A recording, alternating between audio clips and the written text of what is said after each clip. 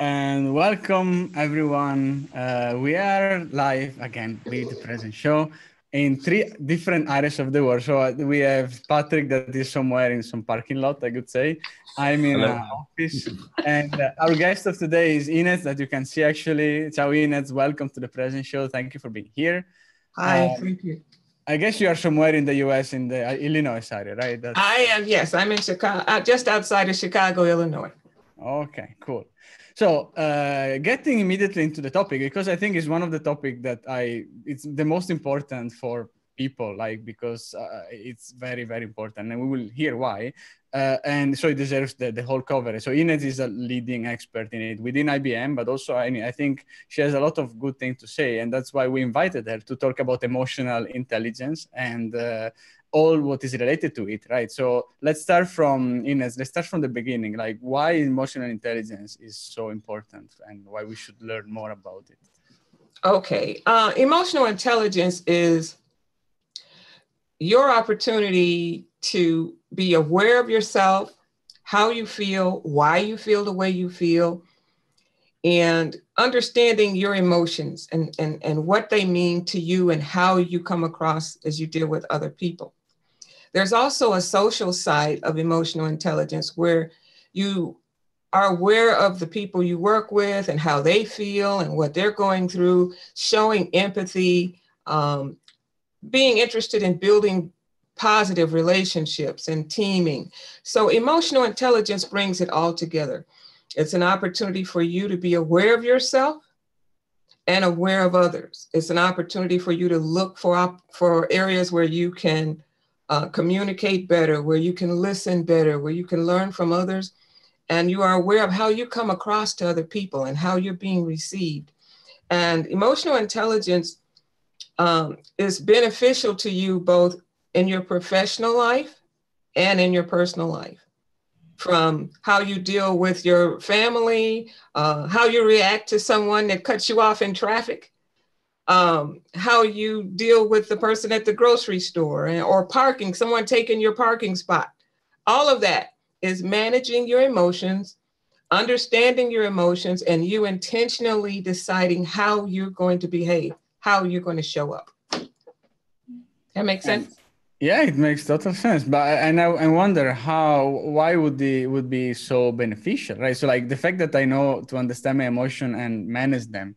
So I understand that the outcome of it is that I can, know when I'm, angrier or when I'm disappointed or when I feel that, I'm completely in love with somebody and something like that. Or what are the application, the positivity that somebody can bring? Well, one of the positive things about managing your emotions is that it allows you to manage stress. Mm-hmm. And a lot of us, sometimes we're not even aware of stress. We're nervous, or our hands are sweating, or we get headaches, and we don't know why. And it's because we are experiencing some emotion. And in some cases, we're aware of it, and some we're not. We just know that we get a headache every time it's time for us to present. I get a headache, or my palms sweat. So emotional intelligence allows you to think about, why do I feel this way? And dig a little bit deeper and understand why you feel that way. And once, you'll be surprised, once you name the emotion you feel, that's the first step, because in naming that emotion, you bring it out into the open. Now you can think about it. Now you can address it. Now you can decide how you're going to respond to it. And then the other side of that is, you interact with people every day. You care about how you are perceived by other people. So if you're the hot spot on the team, he's always angry, oh, ignore him. He's always angry, or he always misunderstands, or he's always late. You decide how you want to show up, how you want to participate, how you want to be known amongst your team members. One example I had was a leader. He comes across as very demanding and my way, do it my way. He's always, he's pushing the team, and he's wondering why the team doesn't respond. He's wondering why he doesn't feel like he's respected. And so I love that you invited me to talk a little bit about mindfulness, because he started with mindfulness. Mm-hmm. And so in starting with mindfulness, he decided to, do the things that mindfulness brings to you. It is be present, be aware of your breathing and calming yourself and all that types of things, those types of things. But emotional intelligence takes mindfulness to the next step, where it says, now that you're aware of your feelings, let's name them. Mm-hmm. Let's see what's driving them. Let's see what makes you feel the way you feel. And then take it to the next step, and you decide by self-management how you're going to manage that feeling. So this leader I was referring to, he said, I want to be better. I know I want to be better, but how? So he started with mindfulness. Mindfulness helped him to get into self-awareness. And so he became aware of how he was feeling, how he felt about his team. He felt that he needed to tell them all the time, tell them what to do, drive. And so he decided, okay, I need to manage that better. I'm a workaholic. I know I'm a workaholic, and that's how I got to be the leader that I am. But now my leadership strategy may need to change a little bit, because I need to know how to bring the best out of my team, how to inspire them, how to motivate them. And studies have shown that the best way to do that is to be a better listener. Yeah. To make your team feel like what they say matters, to give everybody a voice. So this brings in empathy, understanding other people, knowing that they want to feel like they're participating. If you drive and just do what I say, then your team starts to say, well, why am I even here? Mm-hmm. And that's what he was getting. The team wasn't really listening. He didn't know how to help them be more productive. So in starting with mindfulness, it led to self-awareness and self-management, and how he would manage himself. He decided to be more vulnerable. He decided to talk about things from the heart. And it's been proven that when you talk from the heart, people see your passion. It inspires them to be more passionate. It inspires them to care more. It inspires them to want to help. It inspires team building. So he learned all of this by starting with mindfulness, but building his emotional intelligence. And then he figured out how he could make his team be more productive by showing empathy, by being a better listener, and making them feel like they were part of the solution rather than the problem. Cool. So there are a lot of things that I like in what you're sharing, like in particular the fact that not everybody might be aware of their emotion, like you mentioned, the stress. So, and that I think is quite important to realize. Like sometimes we might have reactions and we are not aware of them, and the importance is to be aware. And then that actually connects to what we share about mindfulness. The first thing is to pay attention. And by paying attention, it doesn't have only to look like what we see or we hear, but also what we feel. And the feeling is another of the areas or fields where we can pay attention, right, Pat? Yes. And then, so what would happen afterwards? So you're aware, then you understand your emotions better, and then you start working with the team, right? You start building your your social emotional intelligence. Yes. Yes. Then now that you've identified your feelings and emotions and how you want to, and decided with self-management how you want to show up, how you're going to manage yourself, how you're going to manage your stress, how you're going to deal with conflict.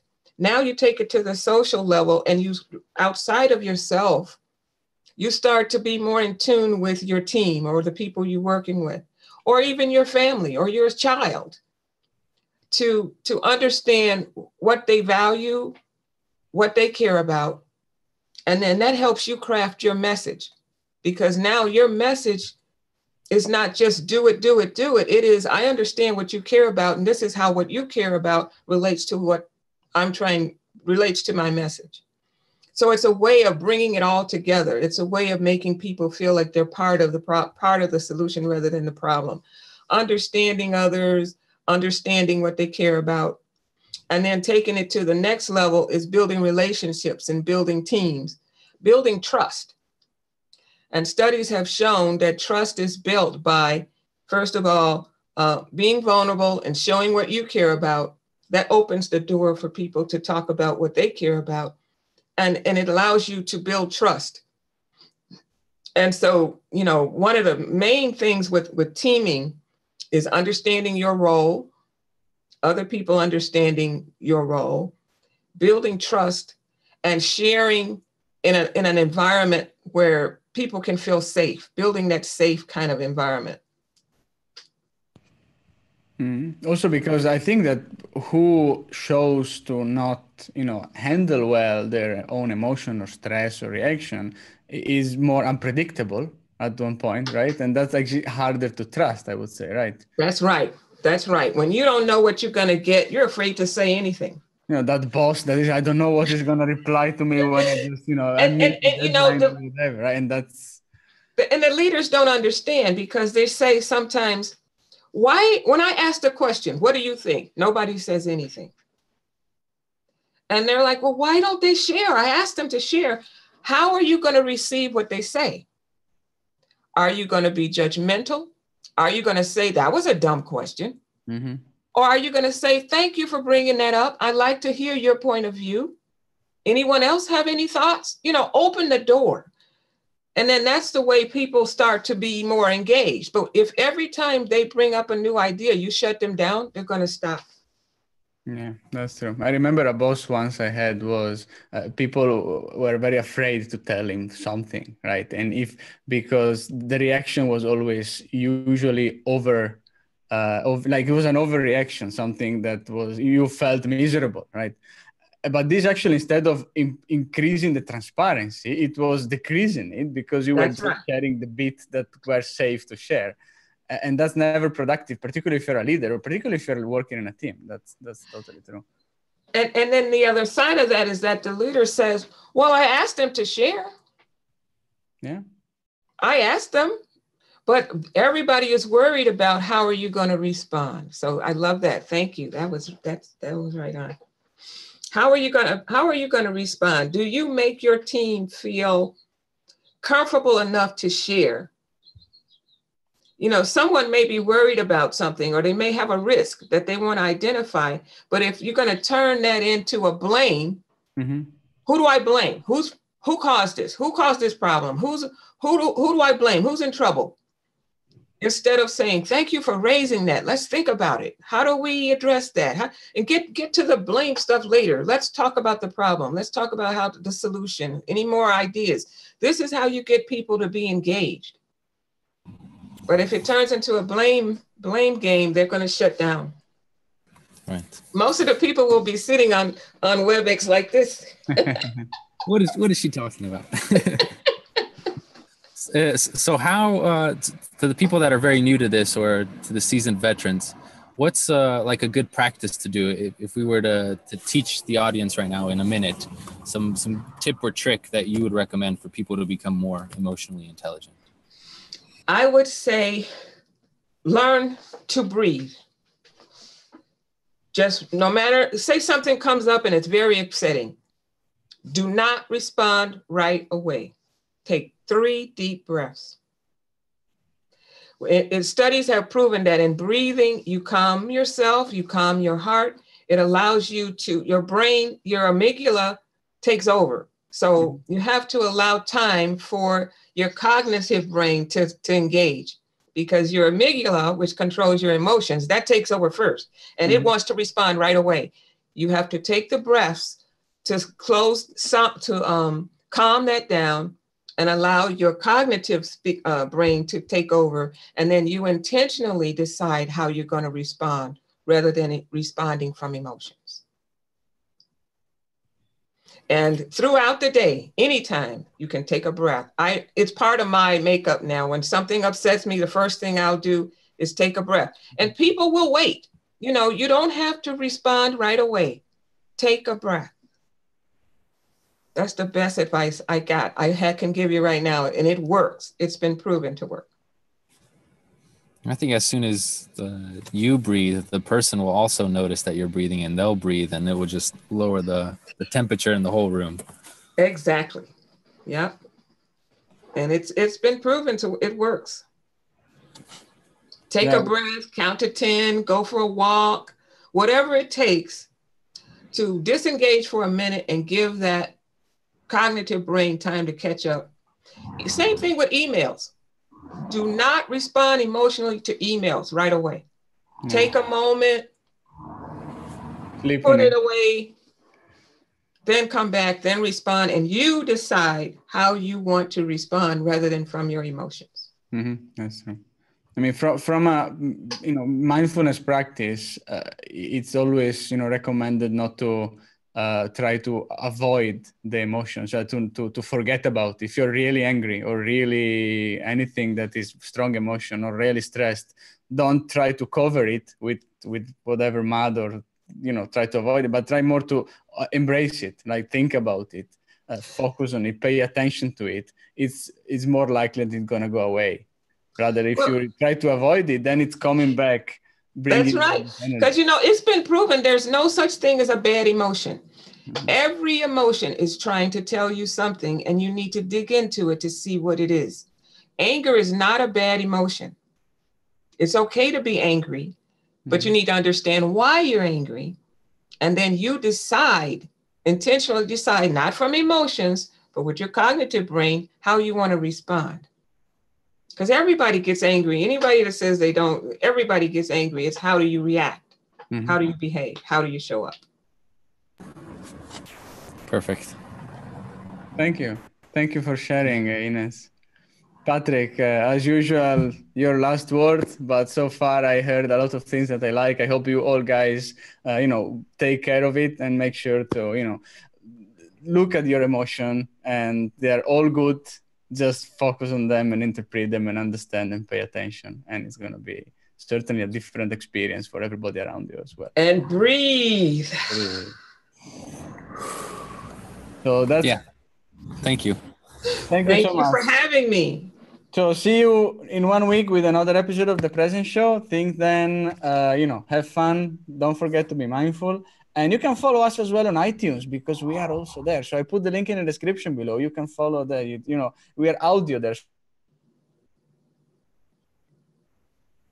Mindful 15 minutes of time every week, for breathing, and breathing always helps. Can I put in one spot for the emotional intelligence community? Sure. Yes. Yeah, folks, go out and join on the Emotional Intelligence Connections community. We talk about emotional intelligence, we share.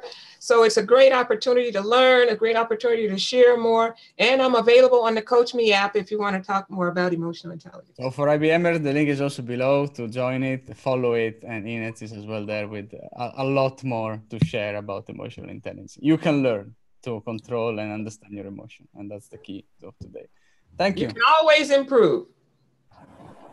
Ciao.